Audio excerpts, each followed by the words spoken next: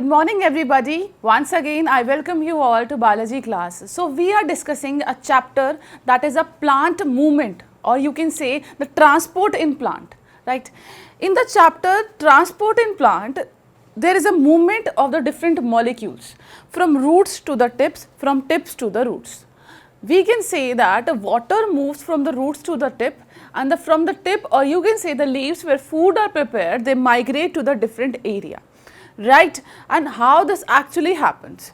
We have discussed about the different processes by which this migration happens. Some of these processes they are called as a osmosis, some of the processes they are called as a diffusion, plasmolysis, etc. And we have discussed all those things, right. In the just previous class, I was talking about plant-water relationship, right. So, let us continue that topic, plant-water relationship. Plant-water relation. So, listen to this very carefully, because normally one or two questions they definitely come from plant-water relationship. One is must, okay. At least one question comes from this plant-water relationship. Whenever we talk about the plant-water relationship, that means we are talking about how this water is transported in the plant. Now, let us talk about a plant. In any of the herbaceous plant, we can see that 85 to 95% it is made up of the water. Now, just tell me one thing, how does the plant obtain this water from? They obtain this water from the soil, right. They obtain this, and normally when we see the soil, in the soil the different types of water are present. Capillary water, hygroscopic water, gravitational water. Out of all these waters, we will be talking about these waters also, so do not get confused. Out of only these waters, only capillary water is available for the uptake, right. Now, the capillary water is available for the uptake, and that constitute the 85 to 95% of the any of the part of the herbaceous plant, right. When I have given you one example that capillary water moves, and the process by which it moves is the diffusion, imbibition, osmosis, plasmolysis, etc. right. So, these are the different processes by which the movement of the water occur. Sometimes the movement of water occur inside the cell, sometimes they move outside the cell. Inside the cell, for example, when there is a difference in the concentration of the solution inside the cell sap and outside. Similarly, this is how the water moves. Now, let us talk about the plant-water relationship. Let us write all those things which I have discussed. So, plant-water relationship states that any herbaceous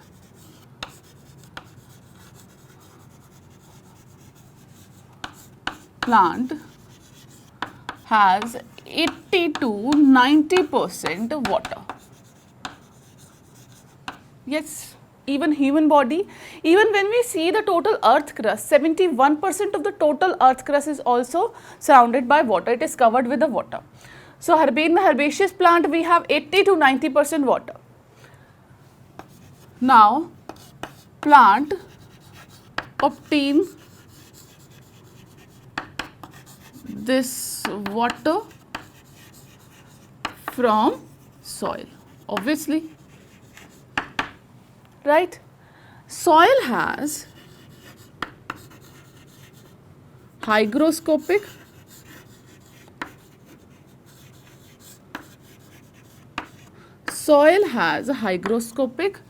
capillary and gravitational water.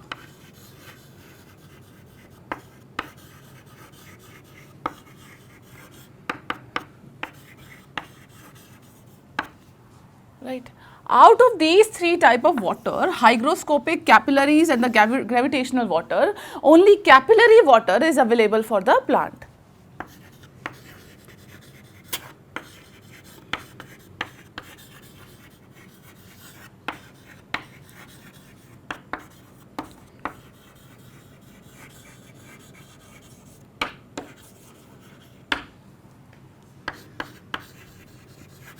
Right.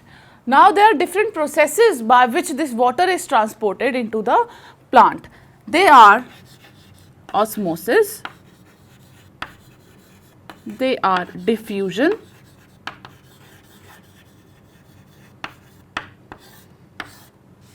and plasmolysis. So many processes we have. Imbibition,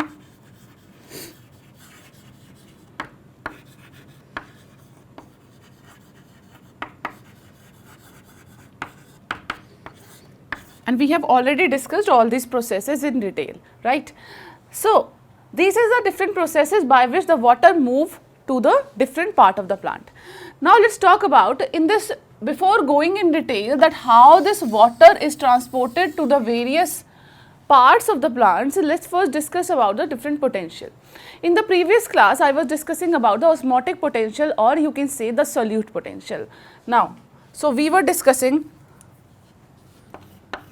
the first solute potential, because these are the different potential methods by which we can decide whether the water will be transported from outside to inside or inside to outside. And to study this, it is very important to study the solute potential, water potential, matrix potential, etc., the pressure potential also, solute potential, and this is also called as a osmotic potential.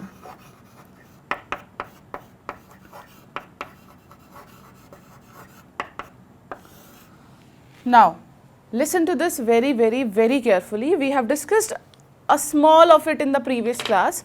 When we talk about the solute potential or osmotic potential, every water has a capability to move from a lower concentrated solution to the higher concentrated solution. This is how the water moves.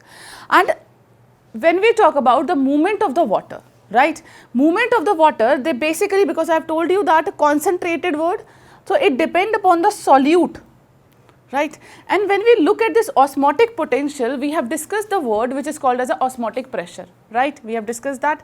And when we talk about the osmotic potential or osmotic pressure, they both are same in magnitude, but difference in them is a sign. When we talk about the osmotic potential is always negative. When we talk about the osmotic potential of a pure water, osmotic potential of a pure water is always 0, right. And whenever we increase a solute concentration in it, the osmotic potential become more and more negative, right. So this is called as a osmotic potential. There are various ways of calculating this osmotic potential. One of the formula of calculating this is CRT, and we have discussed that. So how we can symbolize this? This is a potential. Now, so this is a solute potential or the osmotic potential. More precisely, I can write over here, that means it is a decrease in chemical potential, obviously.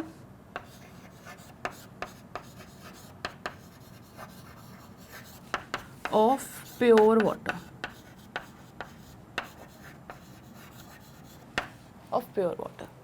Now let's come at this side. Let's talk about how this potential works.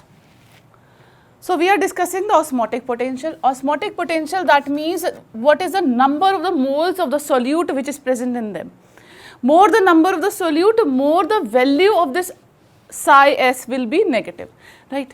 So psi s for pure water is 0, right. More solute concentration,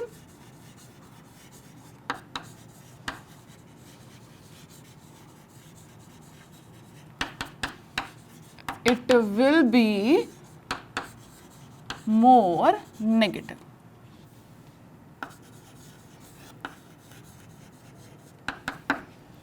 Right. Now, the question arises, how can we calculate this psi s?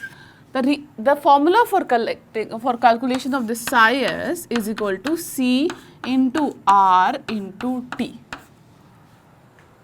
Right. Now, this is what? This is a solute potential.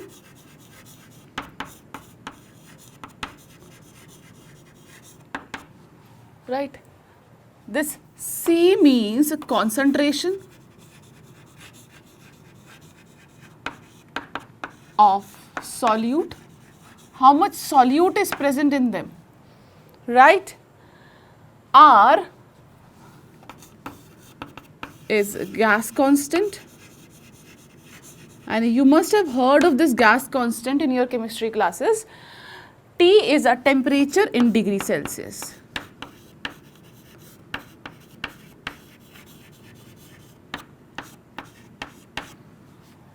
Now listen to this very carefully. I have used this term, the solute potential. Solute potential depend upon this concentration, and it is always negative. More the solute potential, more the value become negative, negative and negative. Suppose the temperature is one factor. Suppose I have two solutions having the same concentration. One is hot and another is cold. Then solute potential of which of these solution will be more? Obviously the hotter solution, it will be more. So we can write that solute potential of hot solution is more, right?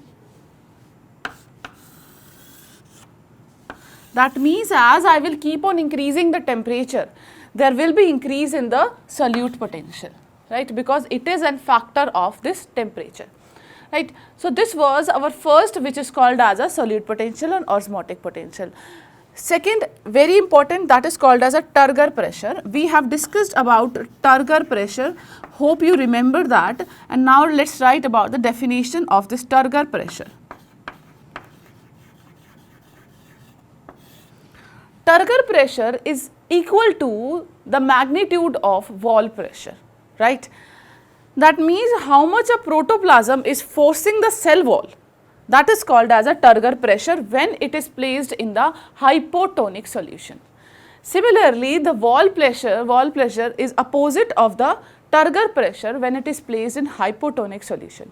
But in case of the plasmolysed cell, there is no, you can say, correlation between this Turgor pressure and the wall pressure. They both are different because protoplasm in that case has shrinked, right? Let's talk about the Turgor pressure first. Turgor pressure is pressure exerted by protoplasm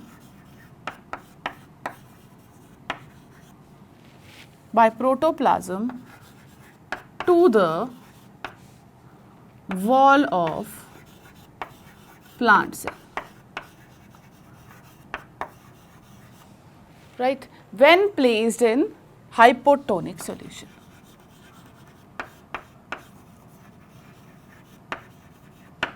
When placed in hypotonic solution.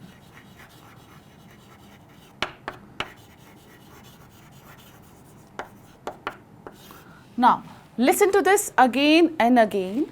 We have discussed about the Turgor pressure. You have to remember in which type of solution it is present, right? Do not get confused between the hypotonic and the hypertonic solution. This is normally a factor by which you all get confused. Okay, this is hyper, this is hypo, this is definitely, this question definitely comes in NEET exam, and most of students get confused between the exact definition of hypotonic and hypertonic. Hypotonic means solute will be less, water will be more. Hyper means zyada, hyper means a more. That means a solute they are more, but water is less. So you have to remember this in terms of the solute. Hypo, less solute, hyper, more solute. So we are talking about as it has a less amount of solute. Let's talk about the another which is called as a wall pressure.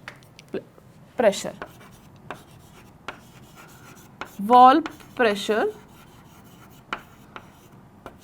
That means how much this cell wall is forcing the protoplasm. Cell wall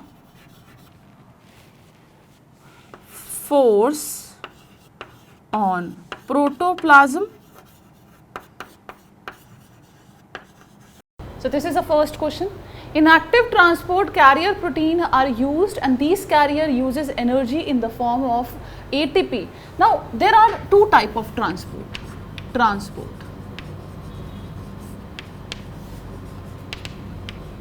One we call it as a active transport, and second we call it as a passive transport. Active and passive transport. So the name indicates active transport, that means it is a type of transport which require ATP. On the contrary, the passive transport, that means it doesn't require ATP.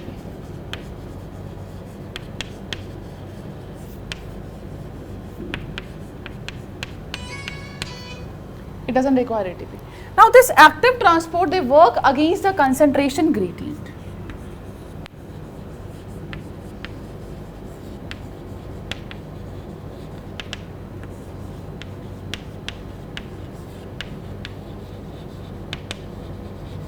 On the contrary, the passive transport, they work according to concentration.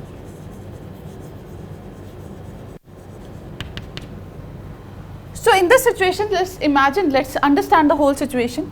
Suppose I have a building, right?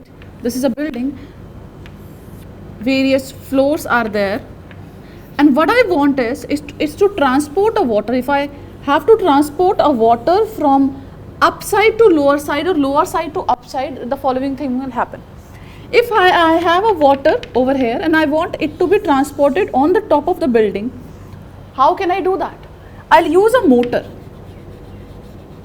because what I'm doing is I'm working against the gradient, or you can say I'm working against against the gravity. So in this case, what I require is a ATP. I require energy, or what I require is a motor.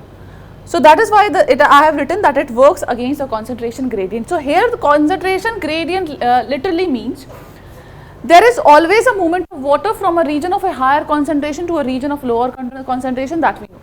So when there is a movement from a region of a higher concentration to lower concentration, we don't require any ATP. But when we have to transfer from a region of a lower to a higher concentration, we require a ATP. It's just like this particular mechanism. On the contrary, again, suppose I have one building, and if I have to transport water from upside to lower side, how will I do that? I'll just throw it and it will again come back to the ground. So such type of transport, does it require ATP? No, it will not require, because we are not working against gravity. So this is gravity is one of the options. Similarly, concentration gradient is also one of the factor. So passive and active, these two type of transport we have. Now come back to the question again. In this case, the A option indicate transport molecule against the concentration gradient of a cell wall. Now active transport carrier proteins are used to use energy in the form of ATP, which are used to transport against the concentration gradient. B option, see in this case the first option is also given. Next is a transport molecule along the concentration gradient. Incorrectly, right? Incorrect. Now to transport molecule against the concentration gradient of the cell membrane, equally transport the molecule on both the side. Now in this case, the two options are mentioned, one is a cell wall and another is a cell membrane. So in this case, I'll go for the option C, that it is for the cell membrane. So in the cell membrane, it actually the transport happens, whereas a cell wall is kind of a made up of a rigid material, whereas a cell membrane is that which actually maintain a osmolarity, right? So that's the reason I'll go for the option C in this case. Let's move on to the next question, question number 2.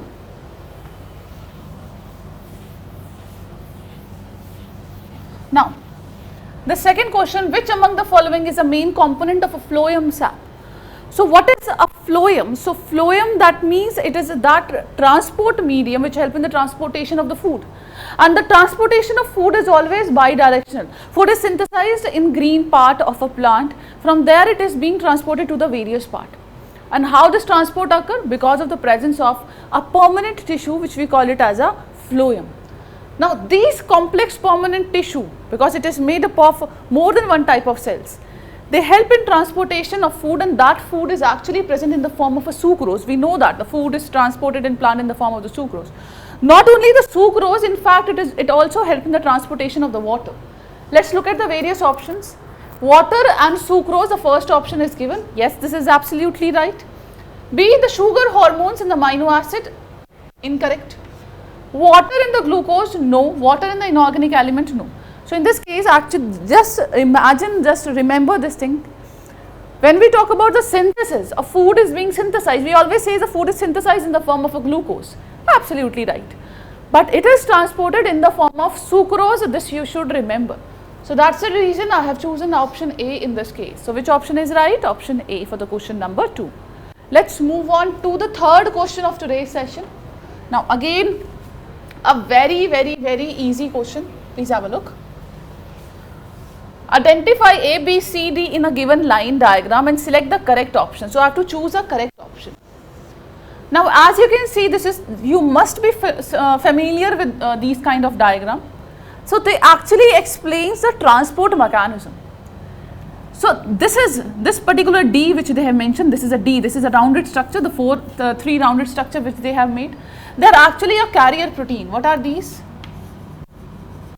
These are the carrier protein.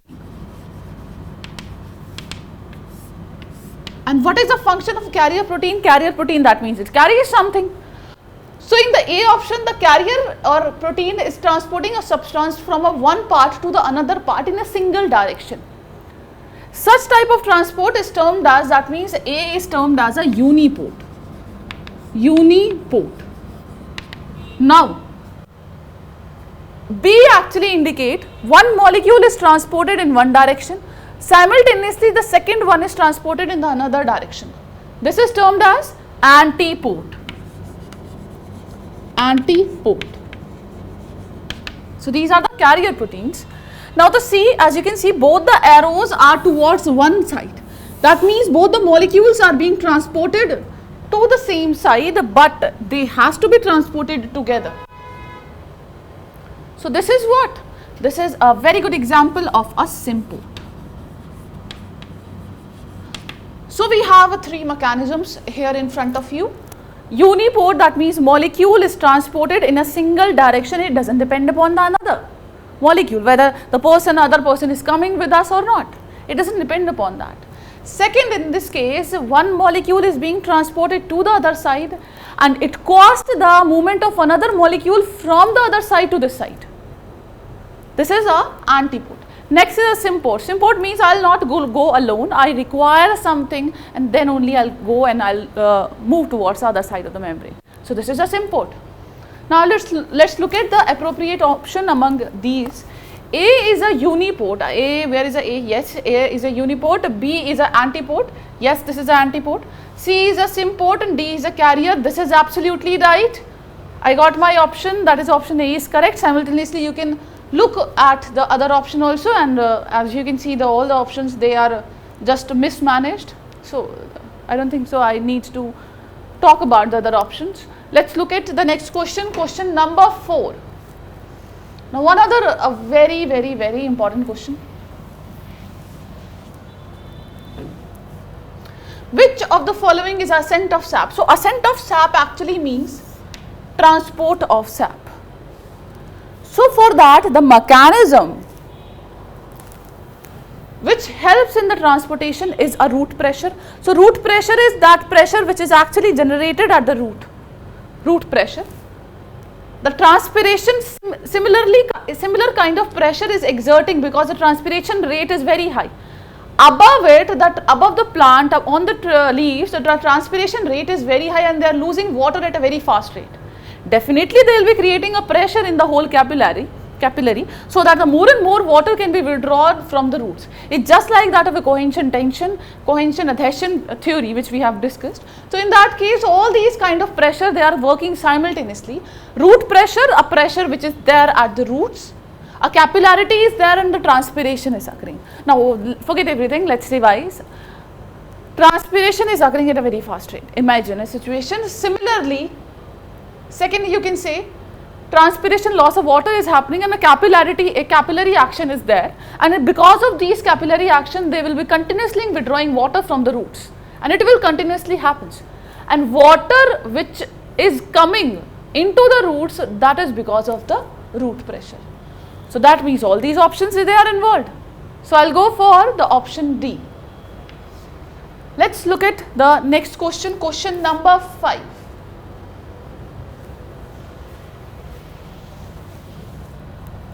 In a sieve element, which one of the following is the most likely function of a pea protein? See, in case of the sieve element, that means sieve element are mentioned, that means I am talking about phloem. So, sieve element, they do not have a nucleus present with them. In that, the periphery position, you will find the cytoplasm is present. In the center, certain tubules of the proteins are present. And these tubules, they are of pea protein. And function of these pea protein is to protection, or if suppose some puncture has happened or some injury has happened, it is the sole function of a pea protein to repair it. This is the function of pea protein. Let's talk about the A option, deposition of the callose on the sieve plate. No. Providing energy for the active translocation. No. Autolytic enzyme. No. Sealing mechanism on wounding. This is absolutely right. So, you should remember that pea protein, they helps in the sealing mechanism on the wounding. Is it fine? Let's move on to the next question, question number 6. Now, question number 6, that means now the other 5 questions, they will be of assertion reason type. So, for the assertion reason type, these will be the common 4 options in front of you. We will go for option A. See, we will be having 2 statements, 1 assertion and 1 reason like this. Just have a look. This one. So, we will be having 2 options, 2 statements, assertion and second is a reason. If assertion is right and reason is also right, we go for option A. And also the reason should be a correct explanation of assertion. We go for option B, when assertion is right and reason is also right, but reason is not a correct explanation of assertion. We choose option C in the case when assertion is right and reason is wrong. If both of these are wrong, we go for option D. So, all these 4 options, they are common for the 20 different questions asked in biology. Let's talk about this question, question number 6, and let's understand that which option is appropriate for it. Assertion, aquaporin enable water transport, is it right or wrong? This is absolutely right. The aquaporins, they are present, which helps in the transportation of the water. Why do we require aquaporin for the transportation of water? Can't water cross the plasma membrane? Can't it cross it? Yes, it cannot cross. The reason is, in case of the, so if you remember the fluid mosaic model in the biomolecules I have discussed, the hydrophobic tails are present and these hydrophobic tails do not allow the passage of water. So, that is the reason we require this aquaporins. So, let us look at the reason. Special type of protein made up of 8 different kinds of protein. Yes, they have mentioned regarding the structure, but they have not mentioned that what actually the aquaporins are. Yes, the reason is right. But this is not a correct explanation. Or how does the transport occur? How do this water molecule is being transported with the help of aquaporin? This is not at all explained in this case. So, which option I will choose? I will go for the option B. Right? Let's move on to the next question, question number 7. Water entering into the plant cell through diffusion make the cell turgid. Entry of water through the diffusion develops a wall pressure. Now, assertion states water is entering into the plant cell and see, I have one plant cell. I have one plant cell. So, what actually the question states that water is being entered into the plant cell.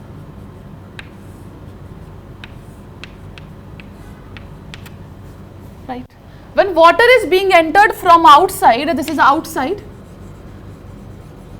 this is inside of a cell, inside, I mean to say, I am talking about this portion. So, water from outside to inside in the cell is occurring and this process is because of the change in the osmotic concentration, or you can say it creates a osmotic gradient.